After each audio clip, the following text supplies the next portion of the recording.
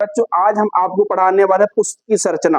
किसकी संरचना? पुष्प की संरचना। तो क्या होता है मेरे प्यारे बच्चों, फूलों का अध्ययन क्या कहलाता है? एंथोलॉजी कहलाता है। क्या कहलाता है? एंथोलॉजी। जो फूल होता है यह पौधे का जनन अंग होता है। कौन सा अंग होता है? जनन अंग होता है। और इसका मुख्य कार्य होता है फल का निर्माण करना। क्या करना? फल का निर्माण करना। यानी जनन क्रिया करेगा और जनन क्रिया के बाद किसका निर्माण करेगा? फल का। यानी कि जो फूल होगा जनन क्रिया करेगा और जनन क्रिया के बाद किसका निर्माण करेगा? फल का निर्माण करेगा। चलिए देखते हैं। जो फूल होता है चार भागों से, कितने भागों से मेरे प्यारे बच्चों? चार भागों से मिलकर बना होता है। पहला है बाह्यदल पुंज, दूसरा है दल पुंज, तीसरा है पुमंग और चौथा है जायान।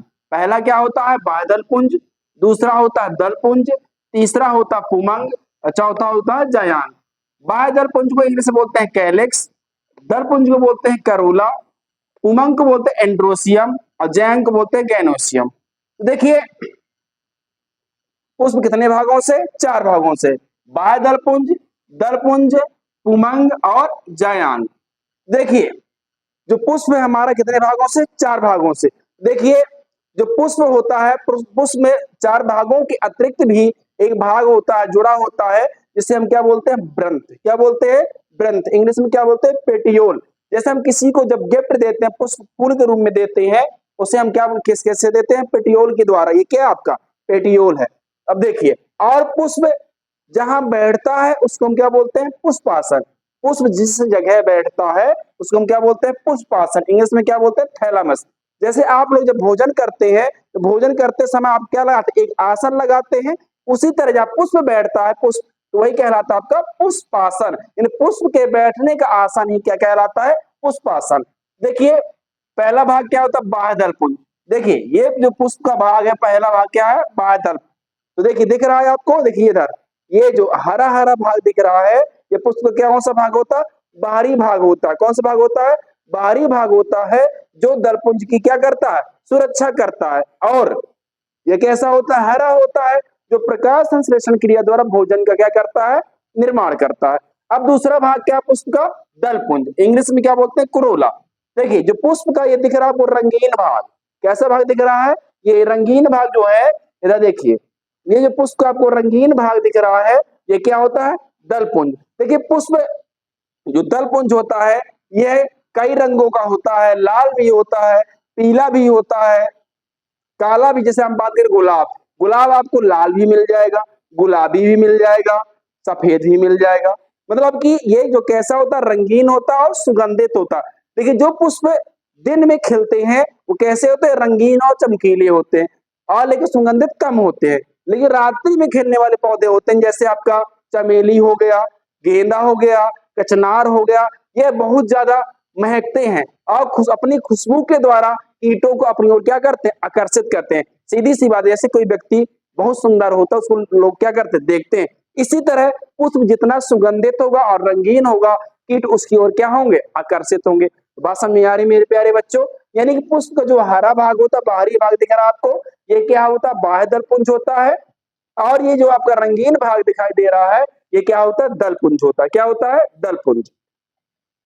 अब आते हैं तीसरे भाग में।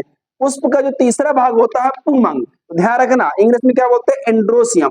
देखिए जो पासे पुमंग अपासे पुरुष, ये पुष्प का जो नर भाग होता है क्या होता है? पुमंग। ध्यान रखिएगा, पासे पुरुष अपासे पुमंग। तो पुरुष पुष्प का जो नर भाग होता है वो क्या कहलाता है? पुमंग। देखिए जो नर भाग होता है पुष्प का, वह तीन भागों से मिलकर बना होता है। पहला होता है फिलामेंट, दूसरा होता है एंथर, तीसरा होता है पॉलिन ग्रेन। फिलामेंट को हिंदी में बोलते पुंकेसर, एंथर को परागकोश और पॉलिन ग्रेन को पराग कण।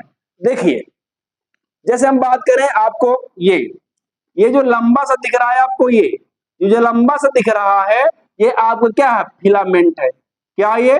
फिलामेंट। और ये जो आपको कुंडलित अवस्था में दिखाई दे रहा है, कैसी अवस्था में? जो कुंडलित अवस्था में दिखाई दे रहा है, ये आपका क्या है? एंथर है। क्या है? एंथर है। अब इसके अंदर जो बिंदी बिंदी बिंदु बिंदु जैसे दिखाई भरे होते हैं, वो क्या होते हैं? Pollen grain. क्या होते हैं?